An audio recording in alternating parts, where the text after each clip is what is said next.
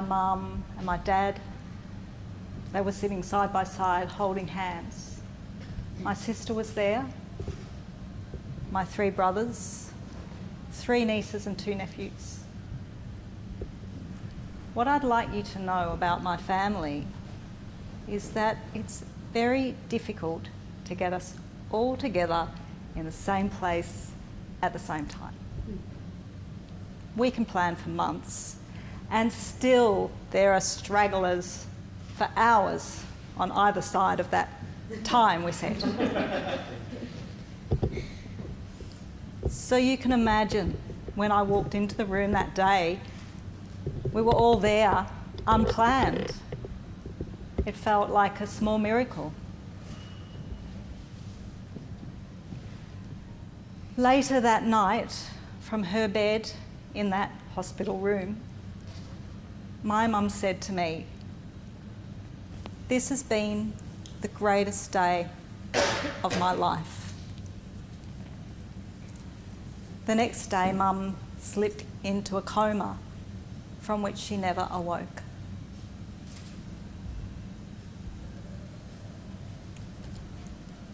What I'd like to tell you about my mum is she was born in 1928 in Sydney. She was born into an adult-dominated household. She had a brother, but apart from that, it was all adults: mum, dad, uncle, aunt, grandmother.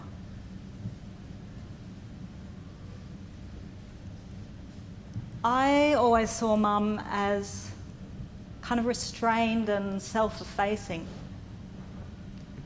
She was also a dedicated wife and mother and homemaker.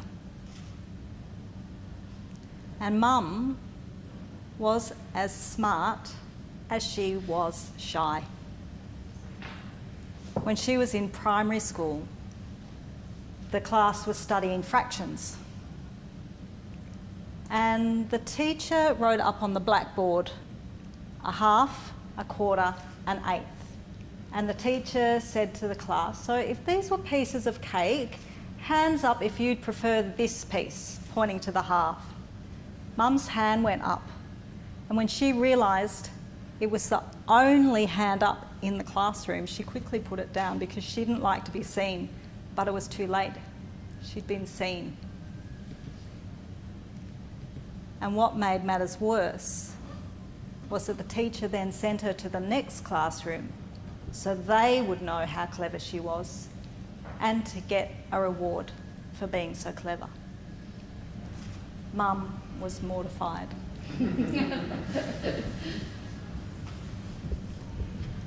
What I'd like to tell you about me is that according to the secret language of birthdays, I was born on the day of internal mystery. What that means to me is that I kind of live from a felt sense. I live my life from inside, from what I feel.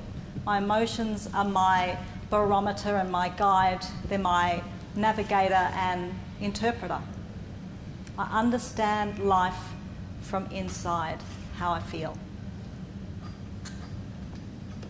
I was born into a family of amazing minds and great accomplishments. There are PhDs, there are published writers, self-taught musicians, award winners in the arts. And I am the family witch.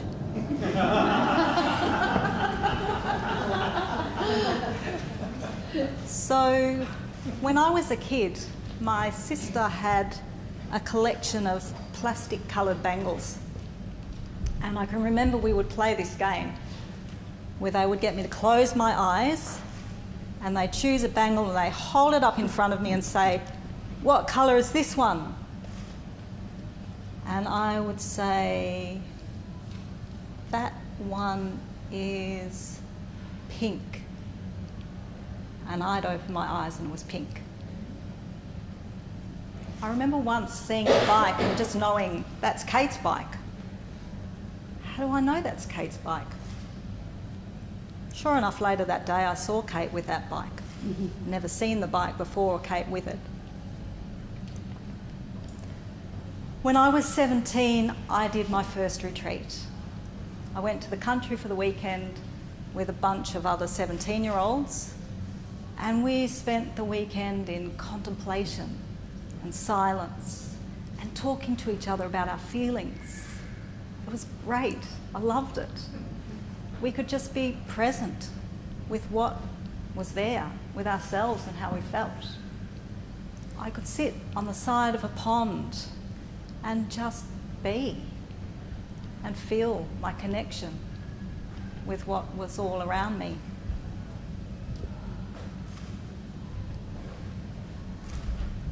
And what I'd like you to know about my relationship with my mum is that we shared a love of beauty. She taught me about beauty. She taught me to sew. She talked to me about clothes. She taught me a love of beauty and art, fashion.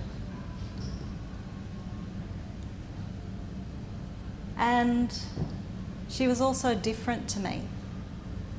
So where I love to dwell internally and know deep emotions, Mum preferred to be restrained. And I had the sense that my emotions were difficult for her, that sometimes they were big and ugly, and she was confronted by that. And I had the sense that sometimes I was too intense because I was so internal.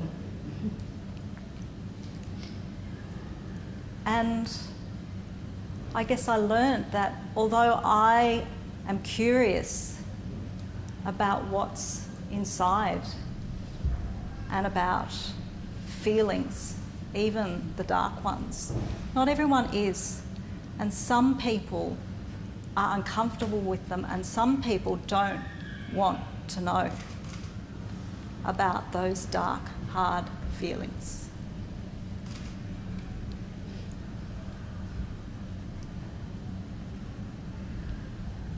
And what I'd like you to know about how Mum died is that she was amazing. She welcomed us into the most intimate, vulnerable, mysterious experience in her life.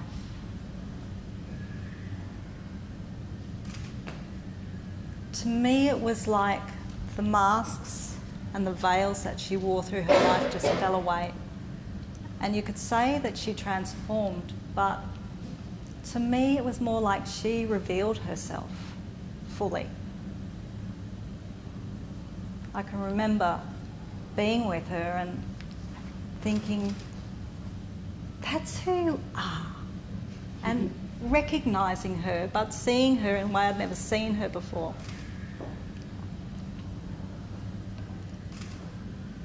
So when Mum was dying, it seemed to me that a lot of her qualities seemed to transform alchemically into their purest form. So her shyness and intelligence turned into wit and cheekiness. In the hospital where she was dying, the doctors would come in and they would check this and administer that and note this, and they'd ask Mum, "How are you today?" And Mum would say, "Can't you do something to speed it up? I'm having a great time dying, but I want to get there in the end."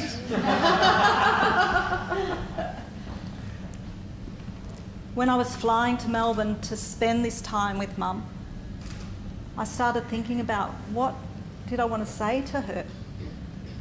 What did I want to tell her and ask her at this time? And when I got there, all those words fell away. It felt like there was nothing to say, and we dwelt together in a place where feelings reigned and words weren't so important.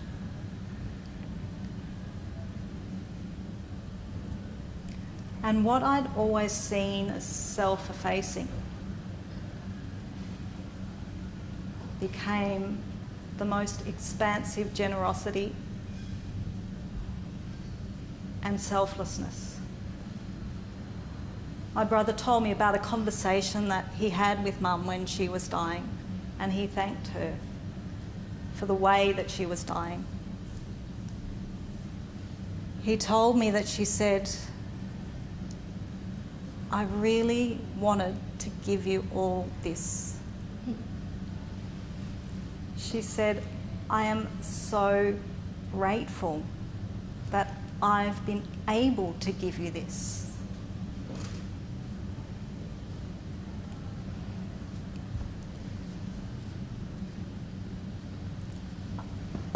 What I'd like you to know is that Mum died a year ago last Saturday.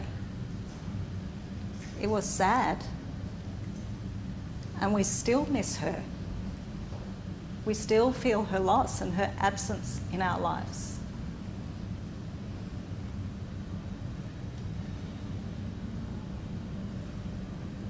When she was dying, I was able to be with Mum and with my family, with all the depth, the sorrow, the love. I was able to be me, and I felt recognised by my family. And Mum saw me. Maybe she always saw me.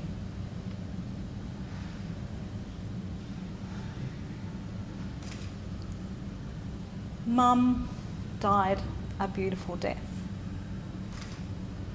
And until I witnessed her death, I didn't know that was possible. We're not told about beautiful deaths. And not everyone dies beautiful deaths. We know some people die suddenly, violently, tragically. Some people die alone or in great pain, and some people leave gaping wounds behind them.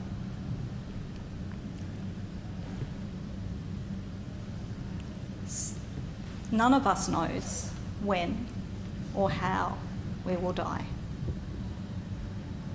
We don't know that. But some of us will know when we are facing the greatest mystery. And what I would like you to know is that it is possible to face death with courage, with dignity, with love, generosity, and acceptance.